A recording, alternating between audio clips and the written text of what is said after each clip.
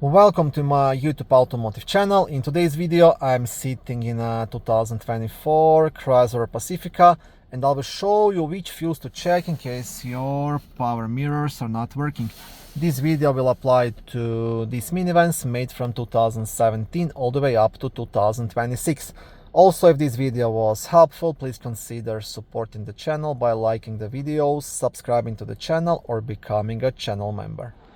The fuse you want to check will be located in the main fuse box, which is under the front hood on the driver's side, right here.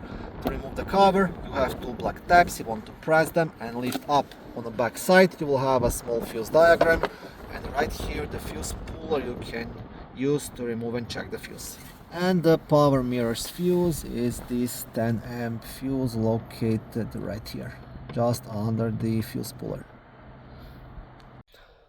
Thank you for watching this video. I hope it was helpful and educational. If it was, please like it and consider subscribing to my YouTube automotive channel. On my channel there is lots of how-to videos, do-it-yourself videos, car reviews, product reviews and other similar automotive topics.